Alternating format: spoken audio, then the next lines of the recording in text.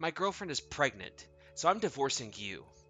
I want you to freak out of here. Now!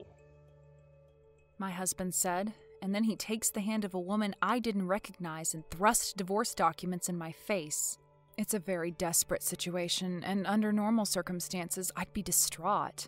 But I was actually struggling to hold back my laughter. That's how ridiculous the situation was right now from my point of view. The reason was because he was going to hell, and I knew he was, so as a subtle hint, I said, "Don't come crying to my front door if you regret your decision, eh?" This is the story of how my husband's extremely hardcore spending habits and his condescension towards how I wanted to manage my own money eventually made our married life together pretty miserable, and how taking matters into my own hands got him the brutal backlash he deserved. My name is Gail, and I'm a 30-year-old housewife. My husband, Sonny, is a 35-year-old businessman. He used to work for Dad's company, by which I mean he worked for the company of which my dad was president. And in the beginning, he had a good professional reputation. Talk of such a man traveled rather quickly throughout the whole company, and the rumor eventually found its way to Dad's ears, and he was interested in matching me up with him as his daughter. At first, I was only willing to participate in the match because I knew Dad was worried about my future, as in there was concern that I would never marry and have children. I wanted Dad not to be worried about me, so I thought accepting his request to go along with the matchmaking was the best thing I could do. And, to my great surprise, I found myself interested in Sonny because he was sincere, earnest, good at getting around, and good at talking. He made a great impression on me even at our first meeting, and I saw a future with him. The reason why Dad was worried about me was because I was inherently not very sociable. But I wasn't always this way. A long time ago, I used to be a very talkative, oftentimes flirtatious woman, but that caused many a man to come clinging to me for simple reason that I was the daughter of a company president. My character changed over time because it was a way to sift out the men who came drooling to my father's money, and before I knew it, I had developed a strong sense of will and it just became a true part of me. Some good terms to describe me was cynical and critical of men. A ruder way to describe me was sassy and unattractive. That's precisely why I couldn't be very sociable on dates in general, and why Dad figured he should take action and find me a good man. And Sonny was different because I didn't feel like he was forcing himself on me. He told me after a few outings together, I like you for who you are, Miss Gale. That enabled me to let my guard down a little bit and be more open to him as a man whom I could maybe marry in the future. I wasn't good at letting myself be pampered by other people, but I thought I ought to make an effort for Sonny and began to show him more of my softer side. He understood I needed time to adjust, and thankfully everything went smoothly. Not just in my relationship with him, though. Because I had always tried to do everything myself, I couldn't ask for anyone for help, as it would go against my pride. But now that I could ask Sonny for help sometimes, I was able to gradually reevaluate my communication skills not only with him, but also with other people. Dad, who was very pleased with the change in his daughter, trusted Sonny and was very happy when we told him we started formally dating a few months after our first blind date. Sonny, my boy, I can trust you with my daughter. Take care of her, my man. Yes, sir. I promise to make Miss Gale happy. He assured Dad, and also me, of this at our official meeting with my parents as boyfriend and girlfriend, which made me very happy and hopeful for the future. We got married after nearly 2 years of dating, and 3 years had passed then.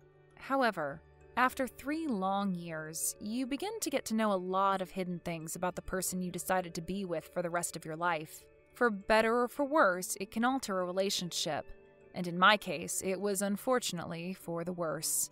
During these 3 years, I had come to realize that Sonny was obsessed with money to an unusual degree. I didn't want to deny my husband's values in general because the value of money is cultivated over the course of an individual person's life. But even so, I sometimes find his obsession with money to be very strange and, as we'll see, quite literally, dangerous. I was a full-time housewife, and Dad gave me an allowance of about $1,000 a month. This was his way of making me feel less lonely because Sonny was soon to be promoted to department manager, and his hours of working at the company would undoubtedly become longer. At first, I thought about refusing Dad's offer, but I knew he had a stubborn side to him. one that didn't accept any refusal once an offer of his was made. So I eventually gave in to his wishes and started to receive an allowance from him. But I put the money in a savings account and did my best not to let it slip through my fingers. I saved as much as I could with the intention that I was going to return it to him as a retirement fund because he wouldn't accept it even if I gave it back to him now. But as soon as Sonny found out about how I was receiving money from him and that I was saving it, he started yelling at me in a terrible manner. Why the hell aren't you using it? What are you thinking, Gail? I can't believe you hid the money from me. He was so angry, and he repeatedly insisted that it was a waste not to use the money. What was more, he didn't want me to spend it on living expenses, but instead on entertainment and fun. It was hard to spend all of it on fun and entertainment because it was such a reasonable amount of money. So I suggested that we use some of it to go on a trip somewhere. Sonny was the breadwinner between the two of us, and I felt bad for not telling him about the money. I had no hesitation in using the money if it meant we could make some time for us as a married couple. However, he was more willing to spend all the savings. He made travel plans that included doing whatever he wanted. In my eyes, this was a ridiculous plan, and I was strongly against it, so I told him, "Sonny, I want to return at least a decent amount of this money to Dad in the future, so even if you do spend it, please don't spend it all." I thought I was being reasonable, and considering the kind of guy he was, I thought he would understand. Boy, was I wrong. You're living on my damn money, and that makes all your money mine. He started claiming, and this led to a lot of arguments, and finally... I can't trust you with my money anymore. I'm going to change the bank account that's in your name to my name. This was downright outrageous, and it took me a long time to persuade him not to do that. In the end, we agreed that I would give him half of the money Dad sent me, and I would give $500 a month. That's more like it, Gail. And I'll be generous and put this money into a savings account for the family's future. We are hoping to have kids in the future, right? We'll need all the money we can get in the event you get pregnant. He said, and he kept his word. He put most of the money he got from me into a new savings account that was in his name. But, like I said, he was obsessed with money, and that meant that he spent it pretty carelessly, too. I really had no idea what he spent so much on, but he was never able to save a large amount of money successfully. It was true that he saved quite a bit for the first few months since I started giving him $500, but gradually he put less and less money in the savings account. On the contrary, by the time 6 months had passed, he had spent all the money he had originally saved in his own savings account. And there was less money in the account we used to pay for living expenses like water, gas, and electricity. It was obvious that Sonny was spending way too much money on something. Hey, there's money missing from the bank book. You're spending money, aren't you? I questioned him about it, but to no avail. What I do with the money I make is none of your damn business. Don't talk big as someone who doesn't make even a single penny on her own. He yelled and kept on saying bullshit that seemed to prove his case. This irritated me so much that I impulsively retorted, "If you're so against me not making anything for myself, maybe I'll go work too then. Then you won't complain, won't you?" You can't even do your housework well. What the hell are you even on about? That's why you're so naive. You're a disgrace to the company. Shame on you. He scoffed, and the harsh words knew no bounds. But I was able to endure his harsh attitude. The reason was because this attitude of his started right after my husband was promoted to a managerial position. More specifically, as I previously mentioned, he became department manager.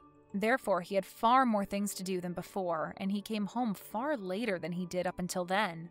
He kept himself busy every day, and it's thanks to him that I'm able to survive without contributing to a workforce.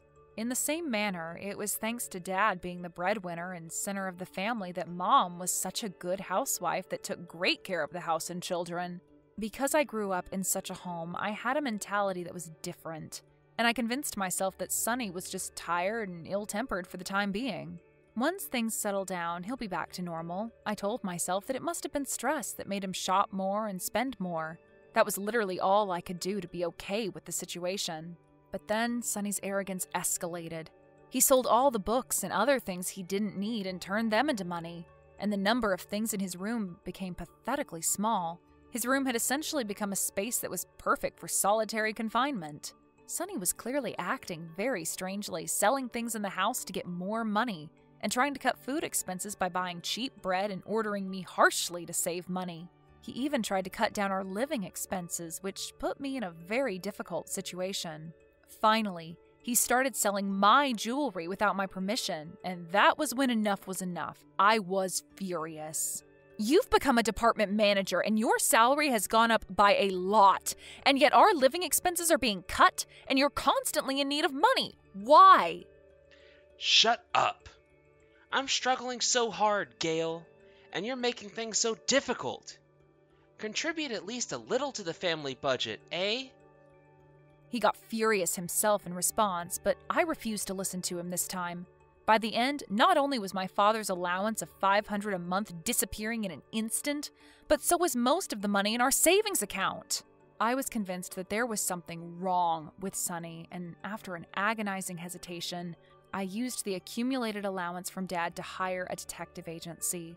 I hired them because I initially thought that he must have been addicted to gambling, which was why the money was disappearing so mysteriously. Even if he wasn't gambling, it was obvious that something wasn't right.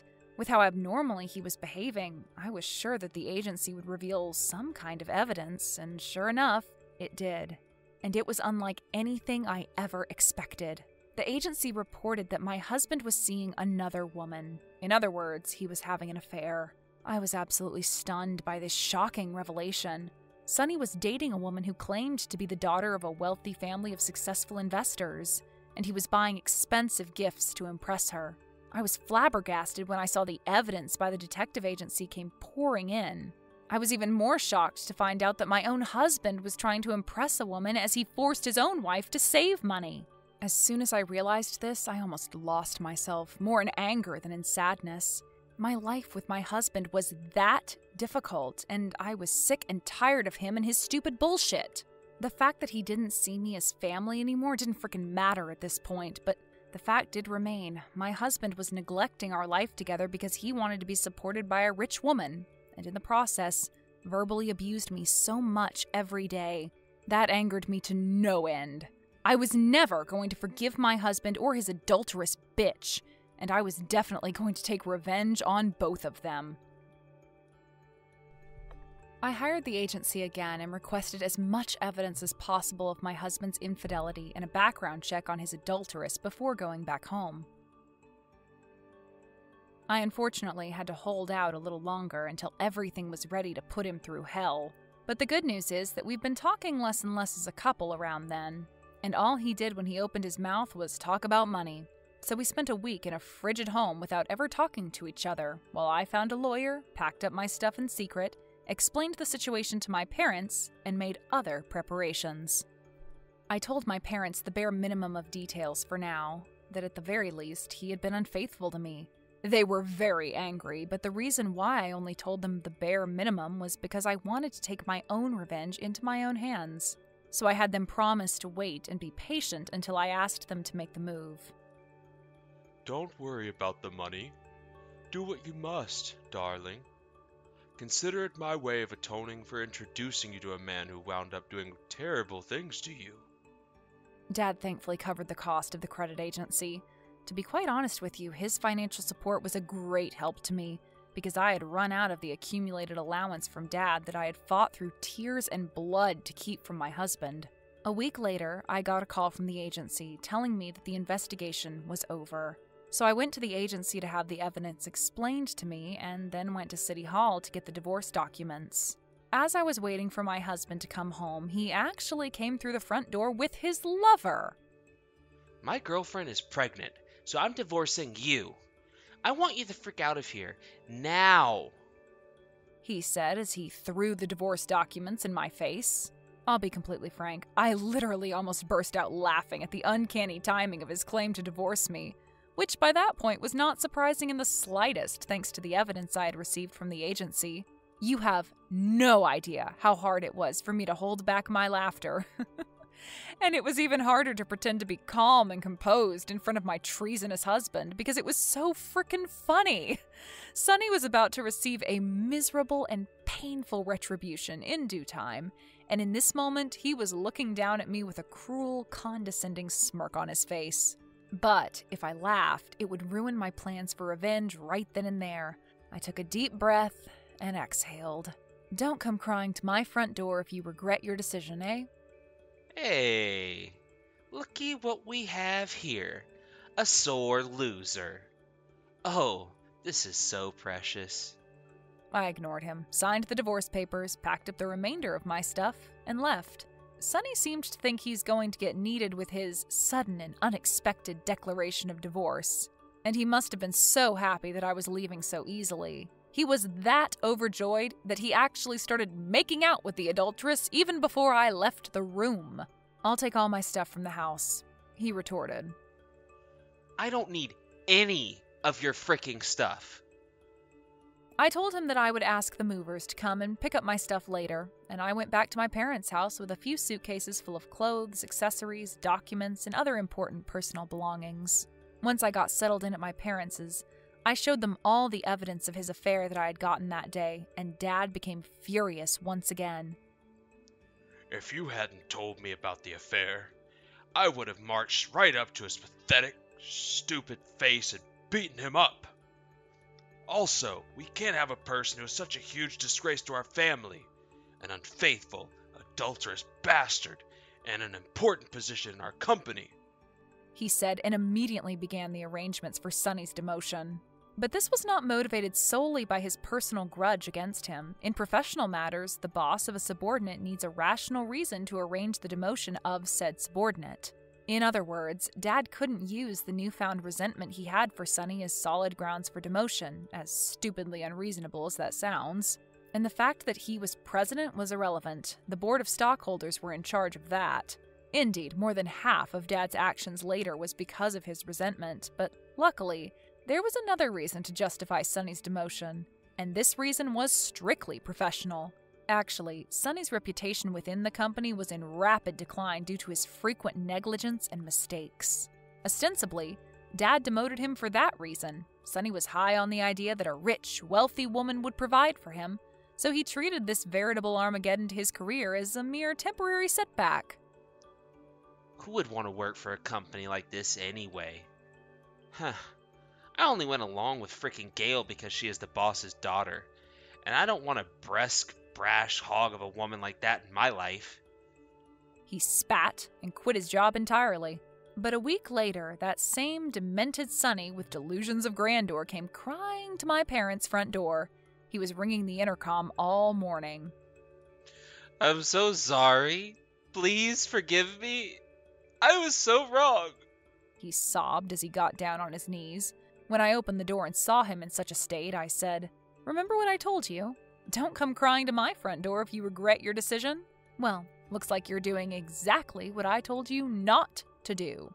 Now, finally, the tables were turning, and I was going to tell the bastard the entire story right there, right then. Sonny didn't know, but the background check I had the detective agency do revealed that it was a complete lie. The adulteress was the daughter of a wealthy family. The adulteress, whose name was one Miss Amanda Charleston, much like Mr. Sonny Locke, was obsessed with money, and had heard from somewhere that he was working in a managerial position, so she made a pass at him. In other words, Sonny was desperately trying to show the woman that he was so rich that she and her family would be impressed and support him. And yet, as of then, the same man, now without a job, and has almost no savings because of the bitch.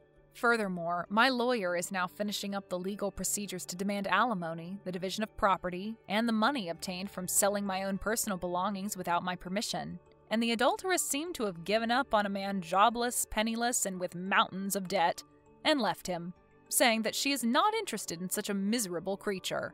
It gets worse. All the furniture and sofas in the house had been given to me by my father as a wedding present, included with the house. I had taken most of the furniture to my parents' mansion, as I had told them I would when I divorced him. And as a result, while the house Dad bought us was still there, it was almost empty. He had no money, and the house was in no condition to live in. Perhaps Sonny came to this realization all by himself, which was why he scampered to my parents' house, but I was not so naive anymore. I'm not so easy to deal with. I mean, after all, I am a brusque, brash woman, right? Good for you. From now on, you can be rid of this monstrosity of a woman you see before you, be single, and use the money you've made yourself just for you. Oh, wait. Did you not have a job anymore? Oh, that was insensitive of me. But am I gonna apologize? Sorry, buddy. Sorry that I'm not gonna frickin' feel bad for you after all the pain and harm you caused. Tough. Dad told his company's business partners about you and the affair, so I doubt anyone in this domain of work is going to hire you anymore. This is absolute defamation! I'll sue you and your family! Go ahead. But if I were you, I'd reconsider. Just imagine the shame and embarrassment when you lose because of your lack of resources to find and hire a good lawyer. Plus, he merely told his business partners that his daughter was abandoned by her ex-husband and that he was hoping to find someone with whom to match her up. And mind you, he didn't actually say anything wrong. You deserved everything you got, Sonny. And plead and beg all you want. We're not going to forgive you and the bullshit you did. Oh, and another thing. I'm still Dad's daughter. And while I didn't have a formal employment contract, I sometimes helped him out with his business and worked as his secretary at home sometimes. It's given me some connections, so I don't have to worry about finding a job. I should thank you, Mr. Locke. You've set me free. I called the police to remove him from the house, and the last sight I saw of Sonny Locke was of him being dragged away by 2 officers shouting, Don't abandon me! What am I gonna do now? He was screaming, and his face was messed up with tears and snot, but I told him, that's all up to you. How could he be so shamelessly subservient to me when he had looked down on me with such great arrogance once upon a time? I watched and smirked as the poor man with no pride, no nothing, was put in a police car and driven away. After that, he was given a stern warning because it was his first offense, and all contact with him was severed. However, after a while, when he stopped paying his alimony and other bills, I asked my lawyer to foreclose on the house, and he was literally left broke and bankrupt. The man who had been so obsessed with money had lost everything, and now he has to work a day job to make ends meet. I heard that he reached out to his own parents, but he owed money to his parents as well, and they are almost completely cut off from him now because of this incident. But they were so generous as to drive 3 hours to my parents' house and apologize to me. We're so sorry for the trouble that boy has caused you, my dear Gale. We know that if we talk to him, we'll eventually feel obliged to help him, and that will be nothing short spoiling him. We will no longer have anything to do with him. That's how we, as parents, will take responsibility for his actions. The sweet Mr. and Mrs. Locke seemed to be on the same page, and they both bowed deeply and even offered me money for compensation, which I politely declined. As for me, it's not that I don't want to get along with my in-laws, even if I divorced their son, but that doesn't mean I wanted to talk about money anymore. I was so sick of the word itself, let alone details. I would rather my ex-husband suffer and be lonely in this world with no one to rely on. Now that the bastard's living alone, abandoned by everyone, I can't help but say good riddance. My parents have told me that I didn't have to remarry if I didn't want to, and they suggested that I come back to live with them if I wanted to. But they were free from taking care of their child for a while, and I wanted them to keep on enjoying their time together peacefully. The last thing I wanted was to interfere with that. Besides, I do want to remarry. Of course, I thought I would never get married again right after the divorce, but I still felt lonely living alone. So I've been looking for a match on my own, and I've actually just exchanged contact information with a very sweet guy by the name of Butch. His real name is Brandon, but considering how grisly he is, everyone calls him Butch, and he's quite possibly the funniest guy I've ever met. I'm not saying that marriage is everything and happiness comes in different forms for everyone. I'm looking for a partner because I feel my own happiness will come with loving someone and being loved by that someone. I want to be with someone who accepts me for who I am. Gail, working as a secretary in a successful company.